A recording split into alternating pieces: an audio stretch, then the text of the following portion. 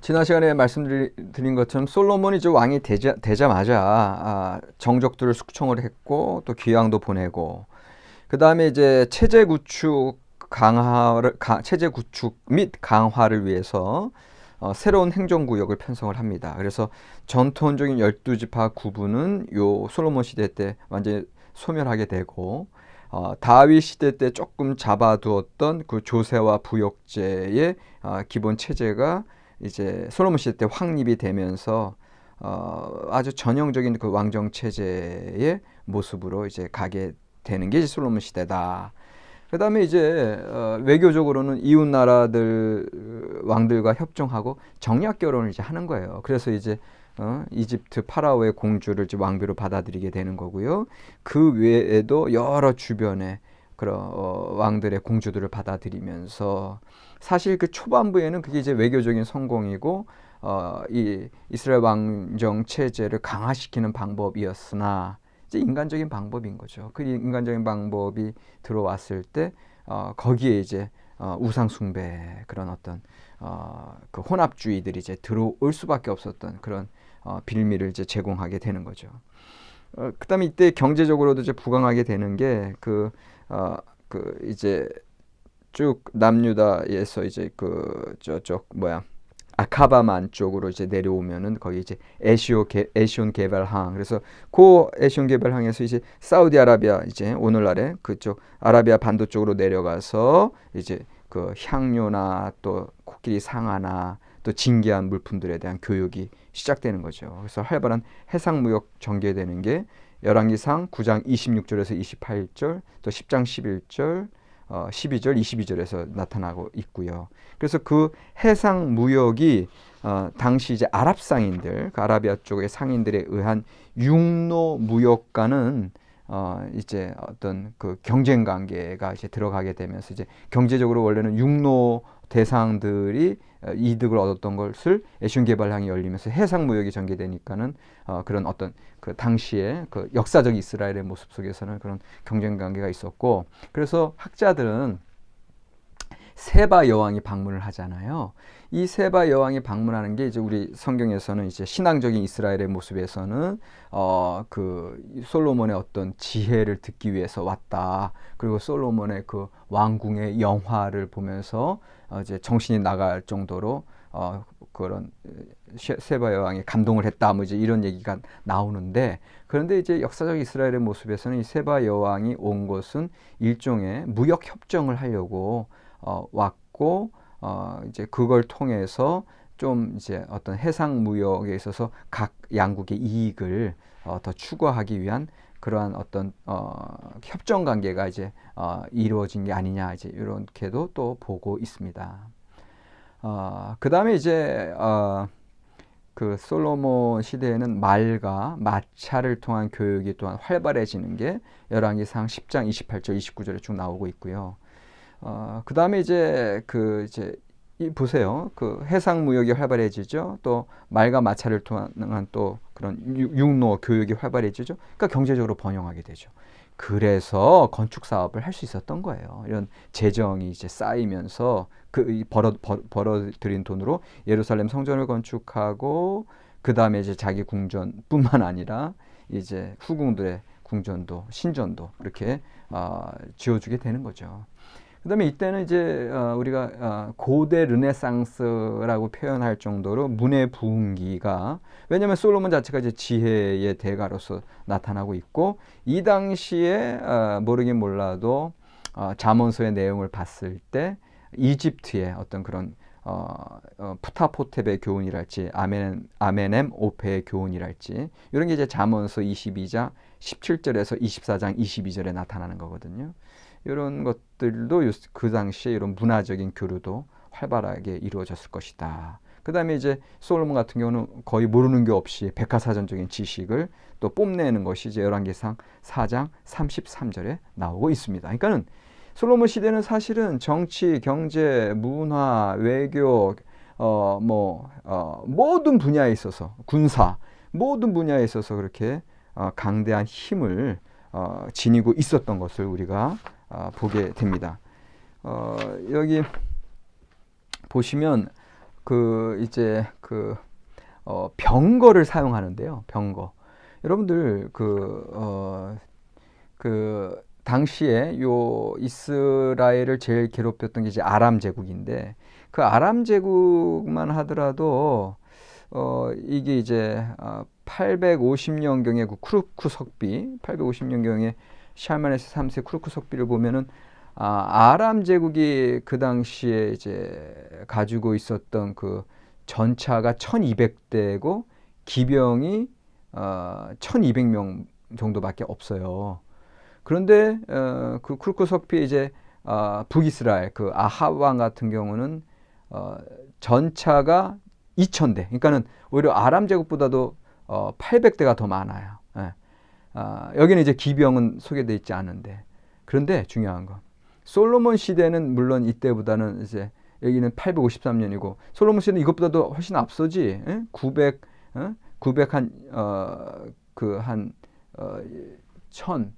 근데 960년이라고 얘기했을 때 이미 100년 전에, 100년 전에 이미 기병만 1200명.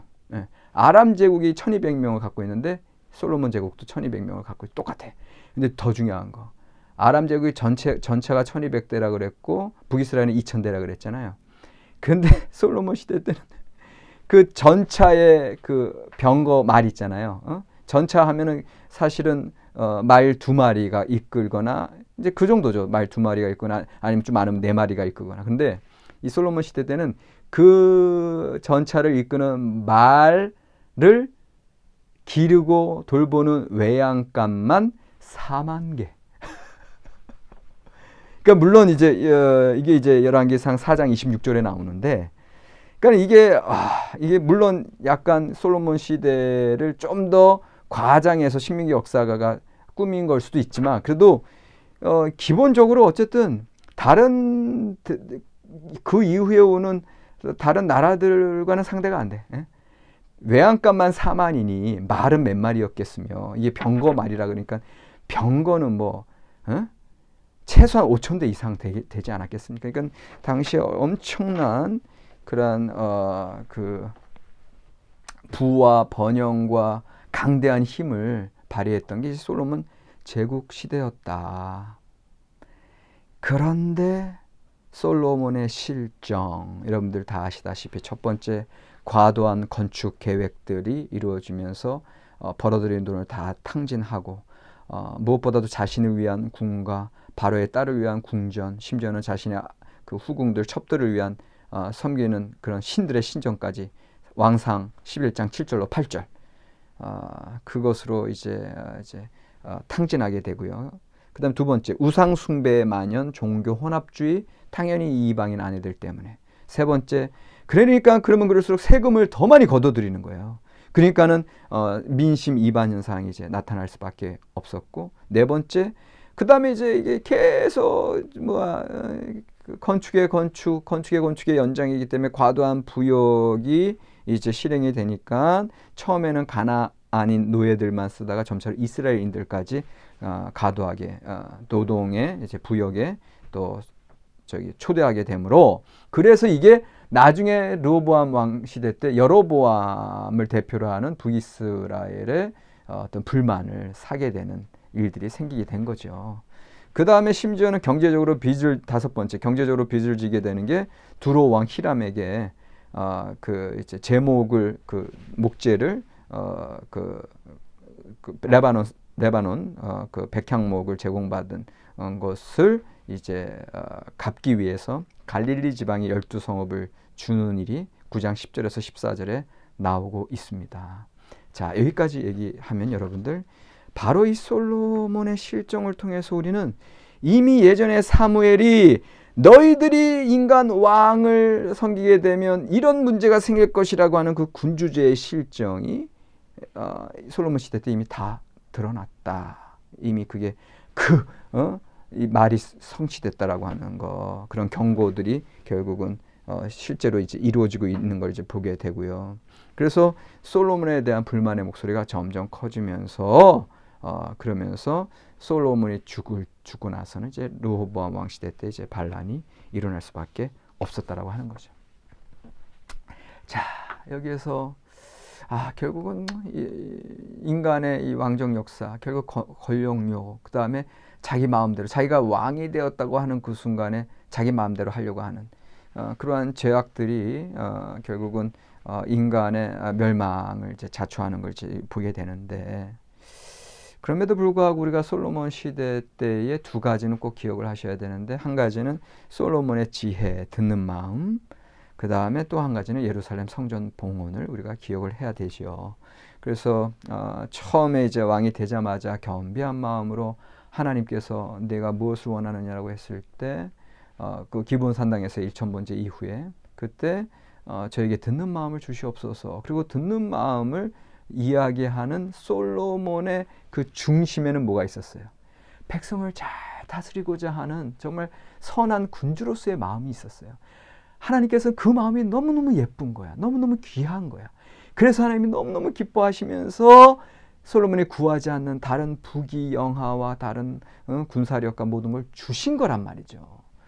그러니까 그런 초기의 그 초심을, 그 겸비한 마음, 그리고 백성을 위하는 마음만 계속 가지고 있었다면 솔로몬이 미끄러지지 않았겠죠. 그런데 그 마음이, 인간은 그렇잖아요. 인간은 변해요. 오염되고 타락해요.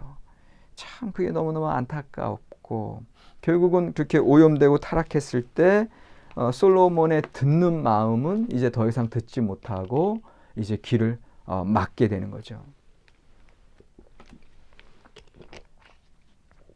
지도자가 귀를 막게 되면요, 주변에는 이제 간신들만 붙게 되는 거고, 간신들은 그냥 그 지도자가 원하는 얘기만, 왕이 좋아하는 얘기만 하게 되고요. 그러면 그럴수록 점점점 민심과는 멀어지게 되는 그런 안타까운 현실들을 지금 우리가 보고 있는 겁니다. 그래서 리더들에게 가장 중요한 게 듣는 마음, 소통하고 계속해서 눈높이를 맞추려고 노력하는 거. 그러니까 참 그 옛날 조선의 왕들이 그 가끔씩 이제 암행 사찰을 다니잖아요. 그러니까 그건 너무너무 좋은 제도 같아요. 정말 그 민심이 어디로 흐르고 있는지, 그리고 궁전 안에서 아주 그 막혀가지고 그냥 간신배들 얘기만 듣다가 있는 그대로의 그 백성들의 마음을 듣는다고 하는 거, 이게 듣는 마음이에요. 그러니까 그런 마음이 사실은 옛날 세종대왕에게 있었던 거고 이 솔로몬 왕에게 있었던 건데, 그것으로부터 왕들이 떨어지고 이제 내가 듣고 싶은 말만 듣게 되고 자기에 대한 비판을 안 들으려고 했을 때 문제가 생기게 되는 거죠. 그 다음에 두 번째가 이제 예루살렘 성전 봉헌인데, 너무나 유명한 8장 1절로 66절에 보면 이 과정이 이스라엘 장로들이 모여가지고 제사장들이 법궤를 이제 다윗의 장막에서 이제는 그 성전으로 옮기게 되고, 그 다음에 이것을 이제 봉헌하면서 솔로몬 왕은 물론이고 온 이스라엘의 모든 회중이 셀 수 없을 만큼의 제물을 이제 드리게 되고요. 언약궤를 지성소의 그룹들의 날개 밑에 안치하게 되고요. 제사장들이 이제 성소에서 나올 때 주의 성전에 구름이 가득하고 그 법궤 그 발등상 위에 하나님의 임재가 충만하게 영광 가운데 임하는 걸 볼 수가 있습니다. 그러면서 솔로몬의 그 유명한 기도가 시작이 되는 거죠. 주께서 영원히 계실 곳, 열왕기상 8장 12절에서 13절이 되겠습니다. 그때 솔로몬이 이르되 여호와께서 캄캄한 데 계시겠다 말씀하셨사오나 내가 참으로 주를 위하여 성전을 건축하였사오니 주께서 영원히 계실 처소로소이다 하고 이렇게 되어 있는 거죠. 그러니까는 여러분들 기본적인 관념은 하나님은 두려운 존재는 캄캄한 데 계세요. 그게 거룩함의 공포예요.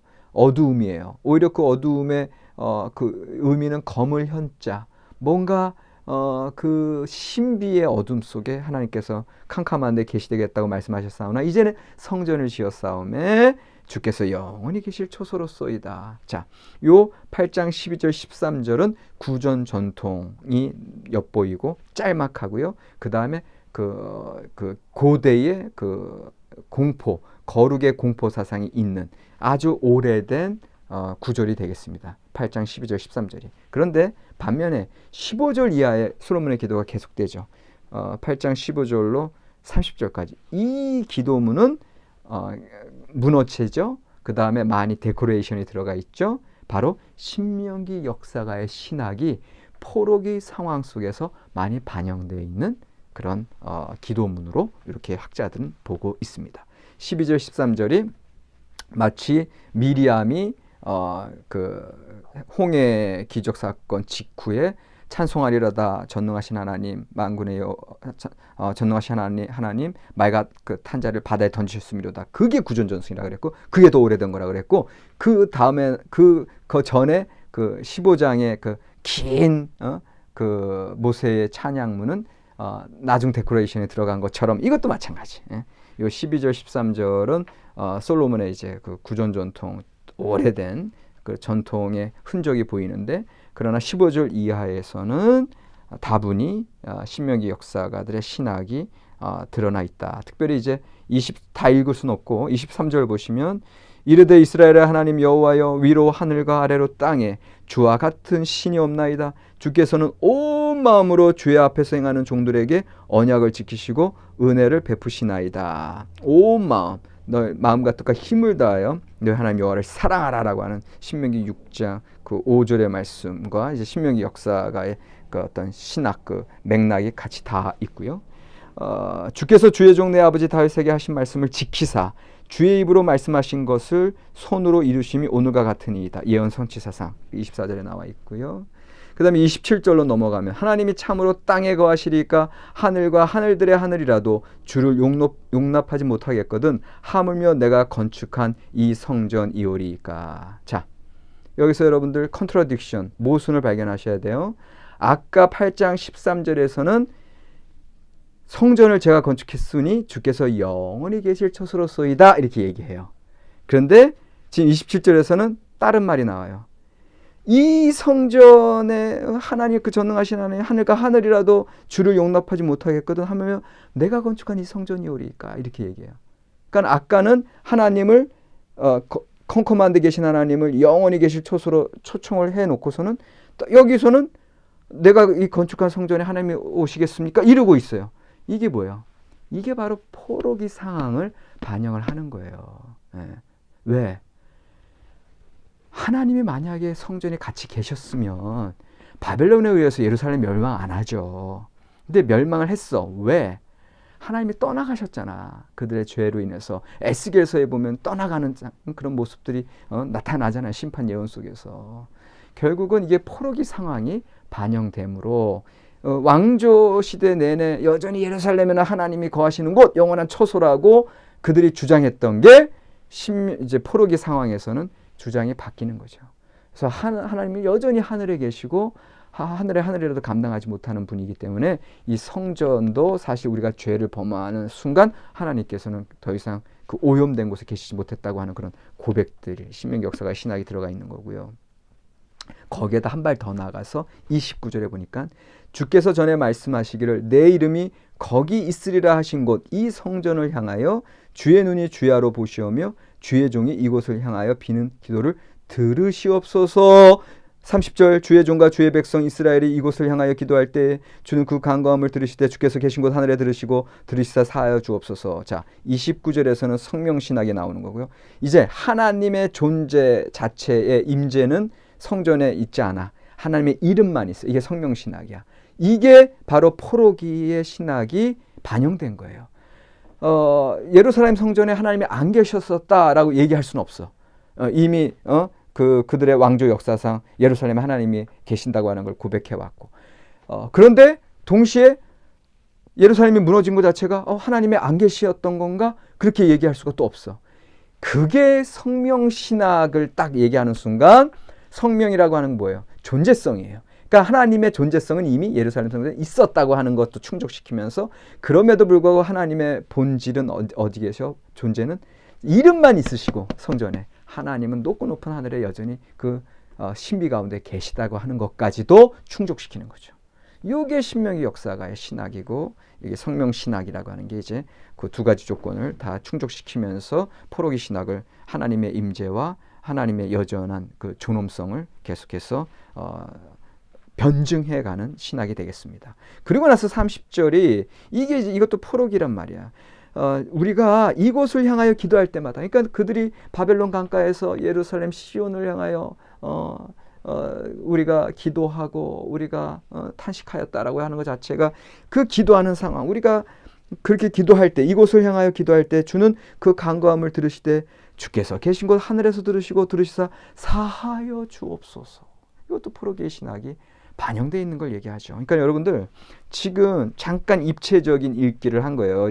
이 모세의 이제 그 솔로몬의 그 봉헌기도 가운데서 그 12절 13절 같은 경우는 구전 전통, 아주 오래된 전통 있는 그대로 나타난 거고, 15절에서 30절까지는 신명기 역사가의 신학이 반영되어 있는데 그건 다분히 포로기의 상황이 반영되어 있다. 이제 이렇게 이제 우리가 성경을 이해하실 때 대부분의 이제 성경의 이제 최종 편집이 최종 지금의 모습으로 완성된 게 이제 포로기고, 요새는 이제 포로기 이후로까지도 학자들이 많이 이야기하는데, 우리가 그렇게 보게 되면 성경 말씀을 더 잘 이해할 수가 있어요. 지금은 분명히 컨트러딕션이 있잖아요. 모순이 있었잖아요. 영원히 계실 초소라고 하면서 또 여기는 주의 거룩하신 임재를 감당할 수 없습니다 얘기해놓고, 그 다음에 이제 성명신학 얘기해놓고, 그리고 나서 이제 이 성전을 향해서 우리가 기도할 때 그들의 신앙의 중심지로서 또 고백하면서 포로기 때 여전히 고토, 예루살렘, 그리고 회복을 소망하는 그러한 어떤 상징으로서 또 그들의 신앙의 중심축으로서 여전히 성전이 살아있는 거죠.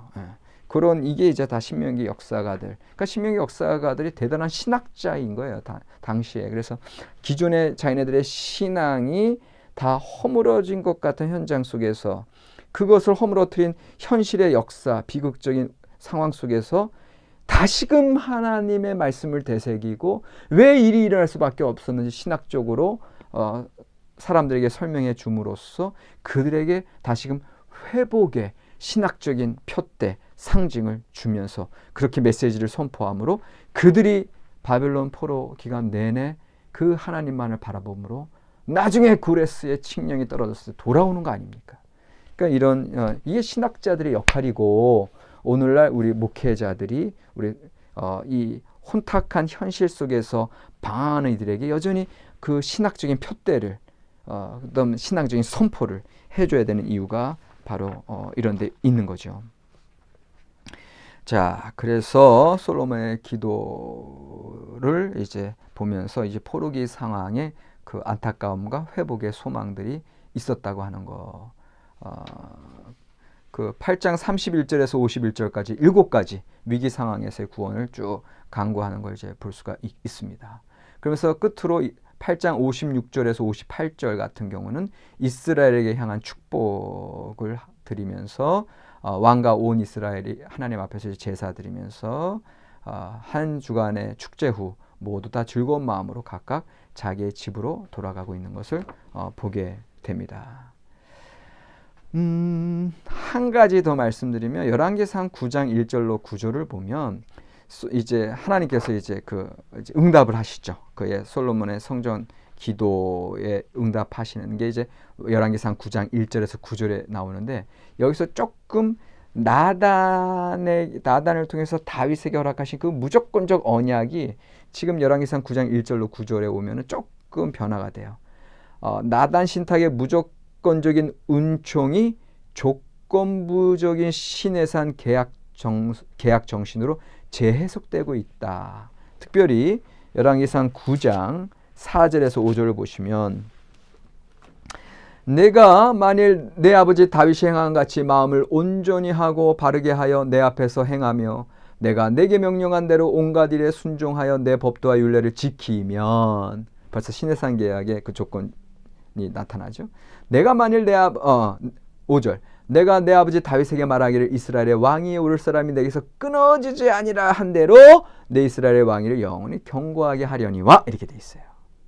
근데 만약 그렇지 아니하면 던져버릴 것이다, 이렇게 쭉 9장에서 말씀하시는 걸 봤을 때, 이것 또한 원래 사무엘하 7장에서 얘기했던 그 나단 언약의 무조건적인 하나님의 은총, 너희 자손 대대로 다윗의 자손 대대로 다스리리가 나타날 것이고 내가 그들과 함께 하겠다라고 하는 그런 무조건적 은혜의 말씀이 지금 이 9장에서는 조건부로 또 시내산 계약 정신으로 나타나는 것 자체도 여전히 신명기 역사가의 신학에 반영되어 있다. 왜? 신명기 역사가는 더 모세 전통을 더 기원으로 하고 있으니까.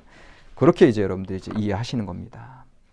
자, 여기까지 했고요. 첫 번째 과제가 나갑니다. 아까 말씀드린 솔로몬의 그 성전 봉헌 기도에서 나타나는 그 성전 사상의 변화, 성전 사상의 하나님 임재 사상, 성전의 하나님의 임재 사상의 변화가 어떻게 이루어졌는지 그걸 한 3단계, 뭐 4단계 정도로 이야기해 주시면 좋겠습니다. 자, 세 번째 시간으로 갈게요.